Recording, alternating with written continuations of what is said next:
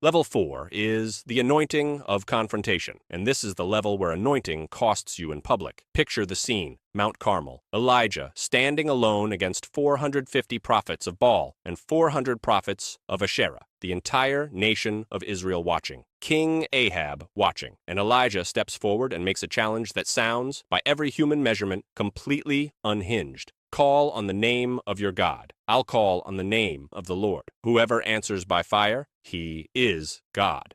1 Kings 18:24. The prophets of Baal go first. They cry out for hours. They cut themselves. They work themselves into a frenzy, and nothing happens. No fire, no voice, no God. Then Elijah steps up, repairs the broken altar, digs a trench around it. Then, and this part is almost taunting, he drenches the sacrifice in water 3 times until the trench is overflowing. Then he prays one quiet, simple prayer.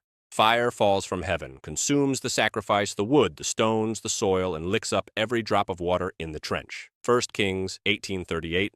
But here's what gets edited out of the highlights reel. Before that mountain, Elijah had been hiding for 3 years. He had declared drought over Israel and then disappeared while Ahab's soldiers searched the country for him. He walked onto Mount Carmel not as a hero fresh off a victory tour, but as a fugitive who had been alone with God in the wilderness while the whole nation forgot he existed. No army, no backup. No guarantee the fire was coming. That's the anointing of confrontation. It positions you not just for a mission, but against something, a system, a lie that an entire culture has agreed to call truth, a spiritual stronghold that has convinced everyone around you it cannot be challenged. And it is deeply isolating because you cannot confront what you're still trying to be accepted by. And notice something about the fire. It doesn't fall until every human option has been exhausted. The water, the thing that makes the whole sacrifice look impossible, becomes proof that when fire comes, nobody can take credit except God. At level 4, the anointing looks like failure right before the breakthrough.